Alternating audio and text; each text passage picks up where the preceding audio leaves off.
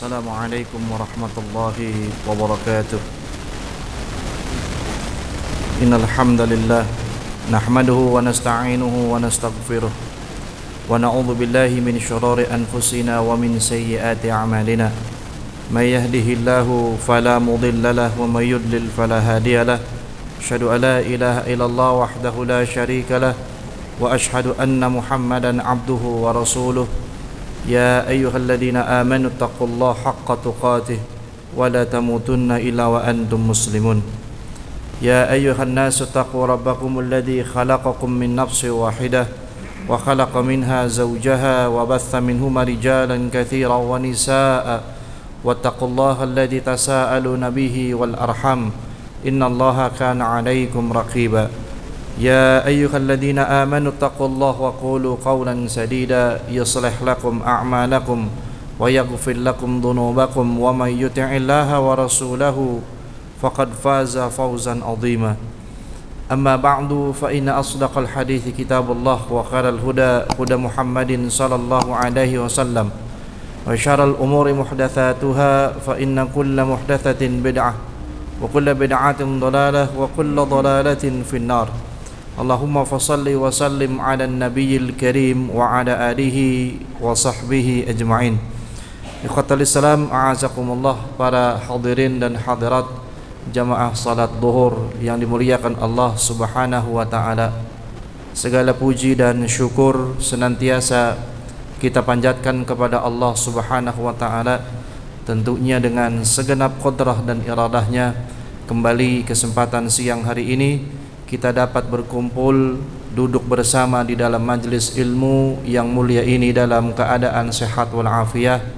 Semoga Allah Subhanahu wa taala senantiasa melimpahkan kepada kita kebaikan, keberkahan dan kemuliaan terhadap ilmu yang kita pelajari. Semoga insyaallah itu ilmu tersebut bermanfaat di atas kehidupan kita, bermanfaat bagi keluarga kita, dan juga bermanfaat bagi kehidupan kaum muslimin. Dan tentunya juga semoga ilmu tersebut semoga akan menjadi syafaat dan hujjah bagi kita semuanya di hadapan Allah Subhanahu wa taala kelak pada yaumul hisab. Salawat dan salam tidak lupa kita sampaikan kepada suri tauladan kita, uswah dan qadwah terbaik di atas kehidupan kita, dialah Nabi Muhammad sallallahu alaihi wasallam. Semoga salawat dan juga salam tercurah limpahkan kepada seluruh keluarga besar beliau, min azwajihi wa dzurriyyatihi, seluruh istri-istri beliau dan anak-anak keturunan beliau, kepada para sahabat dan sahabiah, kepada para tabi'in dan atba'u tabi'in radhiyallahu ta'ala anhum ajma'in, dan juga kepada seluruh kaum muslimin, kepada orang-orang yang selalu istiqamah dalam rangka setia, taat dan patuh untuk ittiba' kepada beliau sallallahu alaihi wasallam di atas hidup dan kehidupan. Taib, ikhwan dan akhwat sekalian yang dimuliakan Allah Subhanahu wa taala, melanjutkan kembali pembahasan kita dari kitab Syama'ilun Nabi sallallahu alaihi wasallam, buah karya Al-Imam Abu Musa At-Tirmidzi rahimahullahu taala, sampai pada bab yang ke-17, ya, menyambung kepada pembahasan berkaitan dengan imamah, ya, berkaitan dengan imamahnya Nabi sallallahu alaihi wasallam, ya, imamah atau sering kita sebut dengan apa? Sorban, ya, sorban atau penutup kepala, ya, yang dipakai oleh Nabi sallallahu alaihi wasallam, ya. Jadi tentu sering kita lihat, kata Islam, orang-orang di jazirah Arab, ya, barangkali antum ada yang berangkat umrah, berangkat haji ke Mekah, ke Madinah dan negeri-negeri Arab yang ada di sekitarnya. Umumnya kita melihat pasti mereka, ya, khususnya kaum laki-laki menggunakan apa? Imamah, ya, menggunakan penutup kepala, ya, atau sering ya disebut di kita adalah dengan sorban, ya, disebut dengan apa? Sorban. Nah, tentu berkaitan dengan hal ini, ya, dalam bab khusus di bab ke-17 ini, Al-Imam At-Tirmidzi rahimahullahu taala juga menyebutkan tentang bab yang berkaitan dengan imamah ataupun sorban yang pernah dipakai oleh Nabi sallallahu alaihi wasallam, ya. di mana tentunya kata beliau bahwa imamah ini ya adalah sorban yang mampu menutup seluruh bahagian kepala. Ya, cara memakainya juga beraneka ragam ya Pak. Ada yang cuma dikenakan seperti biasa untuk menutup kepala, ada yang sampai dijuntai, diikat, dililit dan lain sebagainya. Ya, banyak cara dan model di dalam memakai imamah, memakai sorban untuk menutup kepala. Ya, tapi ya kalau yang dilihat dari riwayat-riwayatnya, Nabi SAW menggunakan imamahnya adalah hanya untuk menutup kepalanya begitu. Ya, tanpa kemudian dimodel dengan ikatan-ikatan tertentu seperti yang banyak kita lihat hari ini. Ya, ada para ustadz ataupun ya sebahagian kaum muslimin ketika memakai sorban penutup kepalanya macam-macam Pak modelnya kan, begini dan begitu ya.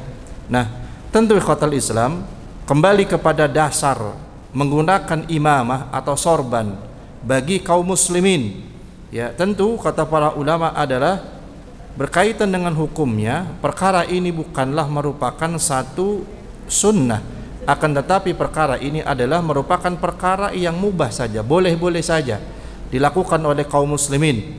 Ya, walaupun memang ada perbedaan pendapat di kalangan para ulama, akan tetapi insya Allah pendapat yang lebih mendekati kepada yang masyhur, pendapat yang lebih rajih, bahwasannya imamah ini juga merupakan bahagian dari aksesoris Pak. Ya, kelengkapan yang dipakai oleh kaum muslimin, yang kata para ulama hukumnya tidaklah berbeda dengan hukum-hukum aksesoris atau pakaian yang lain. Ya, seperti misalkan ada sebahagian kita yang boleh jadi ketika sholat menggunakan topi misalnya, kalansuah ataupun kopiah, peci, dengan berbagai macam jenis peci yang kita pakai.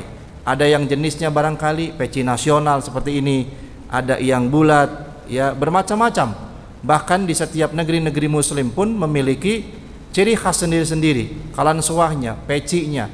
Ya, maka ya imamah sorban pun termasuk kategori yang seperti itu kata para ulama. Ya, jadi silakan boleh-boleh saja. Ya, karena itu ya termasuk hukum asal segala jenis pakaian dan perhiasan itu adalah halal. Hukum dasar dari menggunakan perhiasan, dari menggunakan pakaian, hukum dasarnya adalah halal selama pakaian itu adalah pakaian yang memang memenuhi kriteria syar'i, ya, baik bagi kaum laki-laki ataupun bagi kaum perempuan. Ya, pakaian bagi kaum laki-laki tentu yang tidak menyerupai pakaian kaum perempuan. Begitupun pakaian kaum perempuan yang tidak menyerupai pakaian kaum laki-laki. Kita tahu dalam hadis Abdullah ibnu Abbas radhiyallahu taala anhuma dikatakan adalah la'ana Rasulullah sallallahu alaihi wasallam al-mutasyabbihina minar rijali bin nisa wal mutasyabbihati minan nisa'i bir rijal. Adalah Rasulullah sallallahu alaihi wasallam melaknat kaum laki-laki ya yang berdandan menyerupai kaum perempuan. Begitupun sebaliknya, Rasulullah sallallahu alaihi wasallam melaknat kepada kaum perempuan yang berdandan berpakaian ya laksana seperti kaum laki-laki. Ya, makanya kenapa kaum laki-laki itu disuruh berjenggot, Pak? Ya, sebetulnya apa sih? Sebetulnya yang membedakan dasarnya laki-laki dengan perempuan salah satunya adalah jenggot, lihyah. Ya, bukan hanya selain sunnah yang melekat pada diri Rasulullah sallallahu alaihi wasallam, lihyah atau jenggot itu juga adalah apa kata para ulama? Yang membedakan laki-laki dengan perempuan. Kalau kau laki-laki, mana jenggotmu, kan begitu. Ya, tentu yang dimaksud di sini adalah khusus bagi orang-orang yang memang ditumbuhi jenggot. Kan ada orang-orang yang memang tidak Allah karuniakan jenggot. Ya jangan memaksakan diri, Pak. Orang gak dikasih ya sudah. Tapi yang dimaksud di sini ada kaum laki-laki yang memang sebetulnya diberikan karunia oleh Allah berjenggot, tapi kemudian apa? Dipangkas, dicukur habis. Ya, padahal jelas kata para ulama juga jangan laki-laki berdandan ya, berpakaian, berpenampilan laksana seperti kaum perempuan. Salah satunya yang membedakan laki-laki dengan perempuan apa tadi, Pak? Lihyah, jenggot. Ya, laki-laki yang memangkas habis jenggotnya, kata para ulama, laksana dia seperti perempuan, termasuk ke dalam kategori tadi yang boleh jadi khawatir bisa menyebabkan datangnya laknat dari Rasulullah sallallahu alaihi wasallam. Ya, tentunya kalau Rasulullah melaknat, Allah pun demikian. Kan begitu. Ya, jadi khatul Islam dasarnya berpakaian, dasarnya berpenampilan, dasarnya menggunakan perhiasan dalam Islam adalah halal. Boleh-boleh saja. Ya, selama tentunya tidak bertabrakan dengan norma-norma syar'i. Ya, ataupun memakai pakaian yang juga bertabrakan dengan kebiasaan kaum muslimin yang ada di satu negeri. Ya, yang sudah sering saya ana jelaskan dalam kesempatan-kesempatan yang berikutnya. Silakan antum mau pakai topi, kalansuah, kopiah, mau pakai sorban yang sejenisnya, kemudian untuk ya menutupi aurat yang ada di badan antum, pakai pakaian mau itu jubah, mau itu kaos, mau itu jaket, ya, dan lain sebagainya, silakan. Ya, boleh-boleh saja, itu dasar hukumnya. Ya, kemudian kaki antum mau pakai kaos kaki, mau pakai sandal, pakai sepatu sandal, ya, apapun jenisnya, silakan, halal, boleh-boleh saja. Ya, ini nggak ada kaitannya, Pak. Ya, seperti perkataan orang, ya, katanya ya anti Yahudi, katanya anti Nasrani, anti liberal, katanya anti kafir, tapi pakaiannya dari ujung kepala sampai ujung kaki katanya produk orang kafir. Ya, ada yang bilang begitu. Ini nggak ada kaitannya, Pak, nggak ada hubungannya. Ya, siapapun yang buat silakan saja, gitu kan.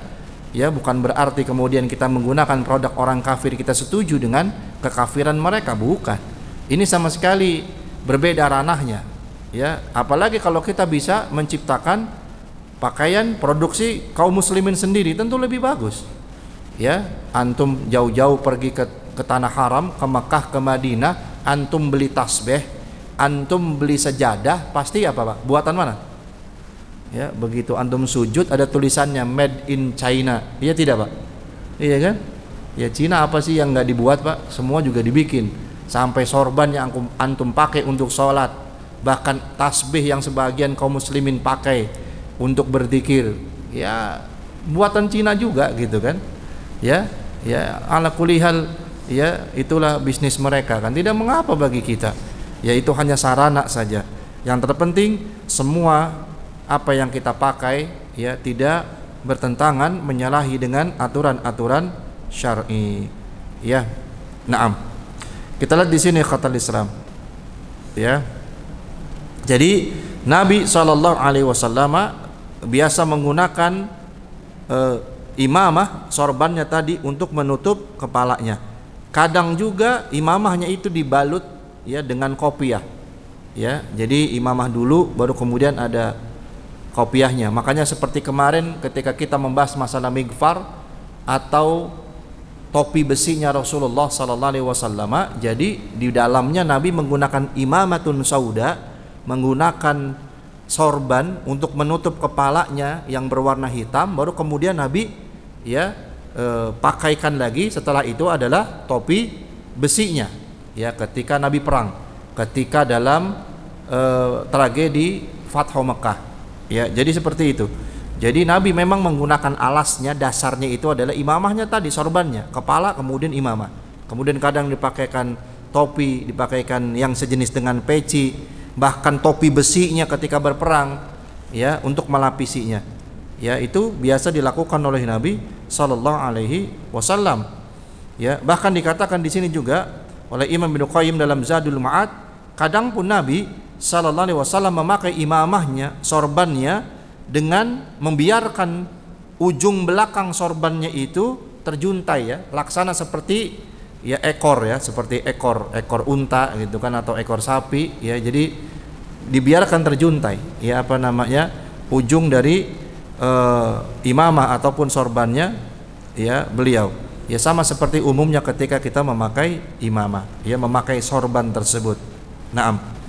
Tentu khatul Islam ada beberapa riwayat yang sampai disebutkan bahwa sehingga ada sebahagian kaum muslimin menyebutkan menggunakan imamah sorban khususnya di dalam sholat pun menjadi sesuatu yang wajib katanya, atau bahkan sesuatu yang sunnah dianjurkan. Ya, ada hadis ya yang menyebutkan bahwasannya tidaklah ada salat gitu ya, laisa ala atiqihi syai'un, ya janganlah kalian salat namun di leher kalian itu tidak ada sesuatu. Maksudnya adalah di leher kalian itu harus ada apa? Harus ada sorban, ya, sehingga dengan riwayat ini ada sebahagian orang menghukumi bahwa menggunakan sorban di dalam salat adalah merupakan satu sunnah, ya, bahkan ada yang mengatakan satu keharusan, karena ada kalimat laisa ala atiqihi minhu syai'un, ya, jangan sampai di pundak mereka, di pundak kalian ketika sholat tidak ada sesuatu. Yang dimaksud di sini adalah apa? Sorban. Sehingga ada kaum muslimin yang hari ini ketika sholat bagaimana, Pak? Tidak pernah lepas apa? Sorban, selalu dibawa, ya, pasti sorbannya tuh diselempangkan di bagian lehernya kan begitu, ya. Kemudian kadang sorbannya itu dijadikan sebagai sajadah untuk sujud dan seterusnya. Akan tetapi kata Islam azakumullah, wallahu taala alam bisawab, tentu pendapat yang lebih rajih sekali lagi adalah bahwa menggunakan imamah itu juga di dalam salat atau di luar salat hukumnya adalah boleh-boleh saja. Ya, tidak mencapai kepada derajat apa? Sunnah. Ya, seperti penjelasan-penjelasan juga yang sebelumnya, ya, tentang memakai gamis, ya, bagi kaum laki-laki. Ya, kita tahu memang sekali lagi pakaian yang memang favorit dipakai oleh Nabi sallallahu alaihi wasallam adalah memakai gamis. Ya, akan tetapi kata para ulama tidak mencapai sesuatu itu adalah menjadi sunnah, tidak. Boleh-boleh saja. Walaupun Nabi menyukai memakai gamis, tapi tidak menjadikan itu sebagai sunnah yang harus terus-menerus dilakukan. Kita orang Indonesia sekali lagi punya pakaian ciri khas kita sendiri, ya, memakai gamis kadang-kadang boleh, kemudian kita memakai baju koko khas orang Indonesia juga boleh, silakan saja Pak, ya, selama ya pakaian itu tidak bertentangan sekali lagi dengan kebiasaan kaum muslimin yang ada di negeri kita. Kita lihat 114 hadisnya. Haddatsana Muhammad ibnu Bashar qala haddatsana Abdurrahman ibnu Mahdiin an Hammad ibnu Salamah wa haddatsana Mahmud ibnu Ghailan qala haddatsana Waqi' an Hammad ibnu Salamah an Abi Zubair an Jabir qala dakhala an-nabiy sallallahu alaihi wasallam Makkah yaumal fathi wa alaihi imamatun sauda. Ya, sebetulnya hadis ini sudah pernah disebutkan pada bab yang sebelumnya ketika kemarin kita berbicara tentang masalah ya topi besinya ya Nabi sallallahu alaihi wasallam. Ini diulang lagi ya hadisnya. Muhammad bin Bashar telah bercerita kepada kami, ia berkata Abdurrahman bin Mahdi bercerita kepada kami dari Hammad bin Salamah, Mahmud ibnu Ghailan ya juga bercerita kepada kami. Ia berkata Waqi' bercerita kepada kami dari Hammad ibnu Salamah, dari Abi Zubair, dari Jabir, ya, ia pun berkata dakhalan nabiyyu sallallahu alaihi wasallam Makkah yaumal fathi, adalah Nabi sallallahu alaihi wasallam tatkala memasuki kota Mekah pada peristiwa Fathu Mekah, pembebasan kota Mekah, wa alaihi imamatun sauda.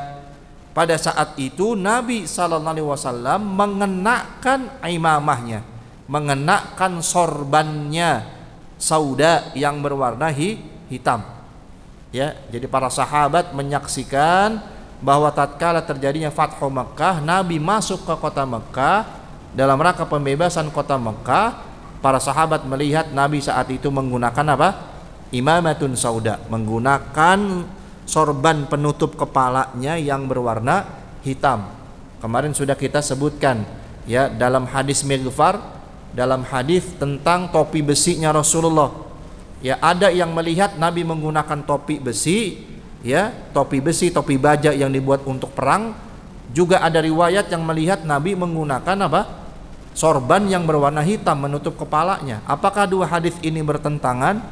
Tentu seperti penjelasan kemarin tidak. Ya, kedua hadis ini tidaklah bertentangan.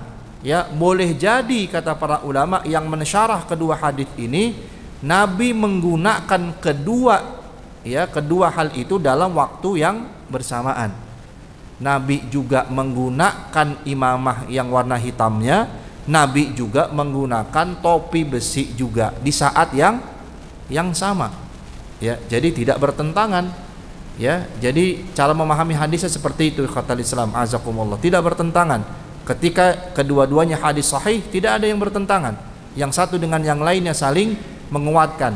Sama seperti dahulu, Anda teringat ketika kita membahas misalnya tentang tanda-tanda kenabian pada diri Rasulullah SAW. Ada yang masih ingat Pak? Apa tanda kenabian itu? Apa tanda kenabian itu? Tanda kenabian itu adalah sebagaimana riwayat-riwayatnya apa? Yakni adanya daging yang tumbuh di punggung belakangnya Rasulullah, ya, yang lebih dekat kepada bahu yang sebelah kiri, yang daging tumbuh itu sebesar apa? Sebesar telur burung dara. Itu bisa dilihat dan itu bisa disentuh langsung. Ada sahabat yang melihat khatamun Nabi, tanda kenabian sallallahu alaihi wasallam, ya, di punggung Nabi, di bahu Nabi, lebih condong kepada bahu yang sebelah kiri. Ada para sahabat yang melihat, oh, bentuknya seperti daging tumbuh sebesar telur burung dara. Itu tanda kenabian beliau. Bahkan ada sahabat yang menyentuhnya, ya. Kemudian dalam riwayat yang lain, ya, ada sahabat Abu Zaid yang dipanggil oleh Nabi, sini kamu pegang dan raba punggungku. Begitu diraba oleh di punggungnya Nabi SAW oleh Abu Zaid, kemudian tersentuhlah tanda kenabian beliau. Begitu disentuh apa Pak? Ditanya, apa sih tanda kenabian Rasulullah itu pada punggungnya? Abu Zaid mengatakan apa? Sya'aratun mujtami'atun. Yang aku sentuh itu adalah kumpulan rambut-rambut. Jadi kalau keterangan hadis dari sahabat Abu Zaid itu, bahwa ketika dia ditanya tanda kenabian itu apa, yakni adalah kumpulan rambut-rambut yang ada di mana? Di punggung Nabi SAW. Pertanyaannya ya akhi, bertentangan nggak dua hadis itu? Bertentangan tidak? Ya, tidak. Ya, sahabat yang satu menyaksikan bahwa tanda kenabian pada Rasulullah SAW itu adalah begitu dilihat, begitu diraba adalah daging tumbuh, ya, sebesar telur burung dara yang ada pada bahunya Rasulullah. Sedangkan sahabat yang lain tadi Abu Zaid menyentuhnya adalah diraba sama beliau, itu adalah seperti kumpulan rambut-rambut. Kata para ulama hadis, tidaklah bertentangan dua keterangan dua hadis ini, karena memang boleh jadi, ya, yang namanya tanda kenabian pada Rasulullah SAW itu adalah memang daging tumbuh yang ada di bahu sebelah kirinya Rasulullah SAW sebesar telur bulung dara, dan boleh jadi daging tumbuh itu dipenuhi dengan bulu-bulu ataupun rambut-rambut. Ya, jadi tidak bertentangan sama dengan keterangan ini. Satu sahabat yang lain melihat Nabi masuk kota Mekah pada saat Fatu Mekah, Nabi menggunakan migfarnya, topi besinya. Sedangkan keterangan yang lain, ada yang melihat Nabi menggunakan imamatun sauda, sorban berwarna hitamnya. Sekali lagi dua keterangan ini tidak bertentangan. Ya, maka kata para ulama pensyarah hadis-hadis ini menyebutkan sekali lagi adalah boleh jadi Nabi pada saat itu mengenakan kedua-duanya sekaligus. Ya, Nabi menggunakan sorbannya yang berwarna hitam di bagian dalamnya, kemudian bagian terluarnya Nabi menggunakan migfarnya, menggunakan topi besinya. Cara memahaminya begitu kata Islam. Ya, jadi tidak apa? Bertentangan, karena banyak hadis-hadis yang seperti itu. Satu hadis bilang begini, satu hadis bilang begini. Kalau kita nggak ngerti dan kita tidak melihat bagaimana syarah para ulama, seolah-olah kok hadis ini dengan hadis ini bertentangan. Tidak sama sekali gitu. Banyak contohnya Pak. Ya, Ummul Mukminin misalnya Aisyah radhiyallahu taala anha nggak pernah ngelihat Nabi kencing berdiri Pak. Ya, makanya ketika Ummul Mukminin mengatakan kalau ada orang yang mengatakan Nabi pernah kencing dalam keadaan berdiri, maksudnya tidak jongkok atau duduk, maka orang itu pasti berdusta, kan begitu dalam riwayatnya. Sedangkan ada nggak para sahabat yang pernah melihat Nabi buang air kecil berdiri Pak? Ada. Bertentangan dong begini hadis satu dengan hadis yang lain? Tidak. Lihat bagaimana para ulama menjelaskannya, bagaimana para ulama menyikapinya. Oh, tentu yang dimaksud dua riwayat ini adalah jelas, ya. Maka apa yang memang lebih baik untuk dilakukan adalah buang air kecil itu dalam keadaan jongkok, gitu kan, ya, bagi kaum laki-laki. Kalaupun memang terpaksa harus berdiri, ya sudah silakan, ya. Jadi demikian ya kata Islam, azakumullah. Sama dengan minum air, ya, minum air itu yang lebih bagus berdiri atau duduk, Pak? Ya, pastikan duduk minumnya, karena ada hadis yang menyebutkan la tashrabanna ahadukum qa'iman, janganlah sekali-kali kalian minum dalam keadaan berdiri. Tapi pernah nggak Nabi minum air Zam-Zam berdiri, Pak? Pernah, ya, jelas riwayatnya. Nabi dilihat para sahabat jelas minum air Zam-Zam berdiri. Boleh-boleh saja antum ke Masjid Nabawi misalnya, banyak keran-keran air Zam-Zam di situ, minum saja. Boleh gak berdiri? Boleh. Nabi pun pernah demikian ya kata Islam. Namun tentu lebih baik adalah duduk, ya. Jadi artinya ada riwayat-riwayat yang sebetulnya tidak bertentangan, ya. Satu kondisi Nabi begini, kondisi yang lain Nabi seperti ini, ya. Tinggal bagaimana kita lihat bagaimana para ulama menjelaskan dan mensyarat tentang hadis tersebut. Insya Allah tentunya ketika kita memahami hal itu, ya tidak rumit gitu kan, ya, sehingga kita bisa mendapatkan pendapat mana yang lebih rajih di antara pendapat yang ya telah disampaikan, ya. Nah, dikatakan oleh Imam Ibnu Qayyim Al-Jauziyah dalam Zadul Ma'ad, disebutkan di sini berkaitan dengan penggunaan imamah tadi, ya, ataupun sorban, ya, yang dipakai Nabi khususnya yang berwarna sauda, berwarna hitam, ya. Maka kata beliau, menggunakan itu bukanlah satu kelaziman yang beliau lakukan. Artinya bukan sesuatu yang memang dilakukan terus menerus oleh Nabi SAW, bukan satu kelaziman kata Imam Ibnu Qayyim, ya. Bahkan juga bukan merupakan satu syiar, ya, yang beliau pilih secara khusus ketika perayaan-perayaan hari besar Islam, ya. Jadi menggunakan imamah, sorban tadi bukan merupakan satu kelaziman, juga bukan merupakan satu syiar yang biasa beliau lakukan juga pada hari-hari raya seperti Idul Fitri atau Idul Adha, ya, ataupun juga Yaumul Jumu'ah pada hari Jumat atau pada hari-hari yang lainnya, ya. Jadi bukan satu kelaziman, Pak. Tadi sudah saya katakan, ya, menggunakan sorban. Ada orang yang seolah-olah sorban itu wajib, harus dipakai, harus digunakan. Ada yang mengatakan sunnah dan seterusnya. Padahal jelas kata para ulama, ya kalau mau pakai boleh-boleh saja. Tapi ketika Anda mengatakan bahwa menggunakan sorban itu adalah wajib ataupun sunnah, tentu harus berlandaskan kepada dalil, tidak bisa sembarangan, ya. Sedangkan jelas kata para ulama, menggunakan imamah, sorban itu, ya, yang pernah dilakukan oleh Nabi SAW, Nabi silakan saja. Dan bahkan juga ada para ulama yang mengatakan kenapa Nabi menggunakan imamah, sorban itu, karena memang imamah, sorban penutup kepala itu adalah pakaian yang khas identik, ya, orang-orang Arab, ya. Jadi imamah itu pakaian orang Arab memang, gitu kan, identik yang biasa dipakai oleh orang-orang Arab, gitu. Berbeda dengan jilbab, Pak. Ada orang yang mengatakan jilbab itu pakaian wanita Arab. Kata siapa? Antum tahu kan berita-beritanya bagaimana wanita-wanita Arab hari ini? Masya Allah, di Saudi Arabia saja saya melihat beritanya sudah ada didirikan klub malam, Pak. Antum bisa bayangkan, ya, di negara Muslim yang menerapkan hukum syariat Islam sudah ada klub malam, ya, yang orang-orang datang ke sana. Tentu kita tahu mau ngapain kan?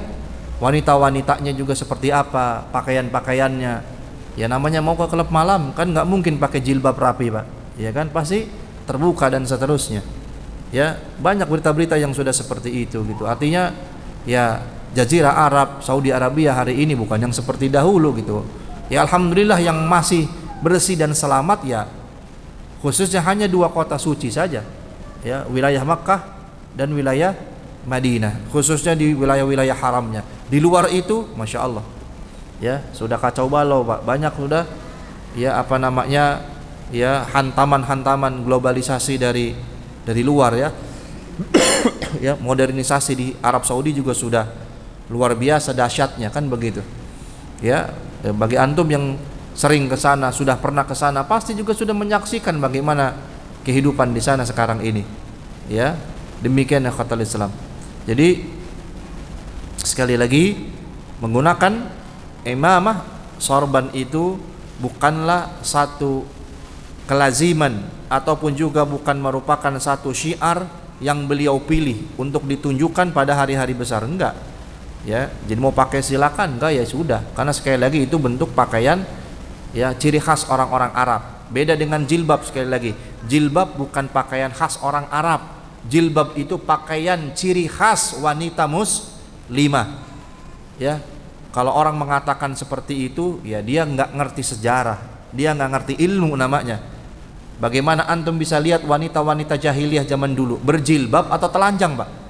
Masya Allah, kan begitu. Ya, makanya kemudian Allah perintahkan jilbab. Kenapa? Karena tadi wanita-wanita Arab jahiliyah itu bertelanjang semua. Antum lihat dalam Al-Quran bagaimana orang-orang Arab jahiliyah ketika tawaf mengelilingi Ka'bah itu dalam keadaan bertelanjang bulat, Pak. Ya, dahulu orang jahiliyah begitu, keliling Ka'bah tawaf telanjang bulat. Subhanallah.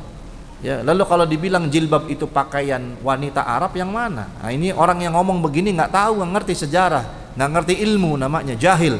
Tapi kemudian berkomentar. Ya, jilbab itu jelas adalah pakaian ciri khas wanita muslimah dimanapun dia berada. Ya, jadi tapi berbeda tadi dengan imamah, sorban, penutup kepala bagi laki-laki, ya memang itu lebih khusus pakaian kaum orang-orang Arab. Orang kita kan enggak, ya sudah. Kalau mau pakai boleh, tapi jangan meyakini bahwa menggunakan sorban itu adalah satu keharusan, satu sunnah, apalagi satu kewajiban. Jadi hukumnya apa, Pak? Boleh-boleh saja, gitu kan, silakan. Makanya kata Imam Ibnu Qayyim tadi dalam Zadul Ma'ad, itu bukan menunjukkan satu kelaziman atau juga bukan merupakan satu syiar yang dipilih Nabi ketika hari raya. Ya, silakan saja, ataupun pada hari-hari besar lainnya. Naam. Bahkan dikatakan oleh Imam Ibnu Qayyim, hanya tatkala peristiwa Fathu Makkah secara kebetulan saja, kata beliau, secara kebetulan saja beliau sallallahu alaihi wasallam memilih untuk memakai imamatun sauda, tadi memakai sorban yang berwarna hitam. Yaitu kebetulan saja, gitu kan, bukan memang sesuatu yang sengaja dipilih oleh Rasulullah SAW, tidak, kebetulan saja kata Imam Ibnu Qayyim. Ya, naam. Maka hal itu sehingga tidak menjadi sesuatu yang diikuti oleh para sahabat. Ya, Pak, bayangkan kalau itu satu perintah dan sunnah Rasulullah, kira-kira para sahabat ikut nggak? Ikut. Bisa semuanya pakai imamah, semuanya bisa pakai sorban penutup kepala yang warnanya sama nggak dengan Nabi? Sama. Ya, kadang Nabi nggak nyuruh saja para sahabat ngikutin, apalagi sengaja disuruh, diperintahkan oleh Rasulullah SAW. Nggak mungkin para sahabat nggak mengikuti Nabi. Ya, tapi hal itu tidak diikuti oleh Rasulullah, oleh para sahabat maksudnya, karena memang itu bukan sesuatu yang dianjurkan untuk diikuti oleh Nabi Sallallahu Alaihi Wasallam. Ya, naam. Dikatakan juga pada hari Fathu Makkah, tidak semua pakaian ya yang beliau pakai dan juga para sahabat memakai pakaian berwarna hitam. Tidak semuanya, ada warna-warna yang lain.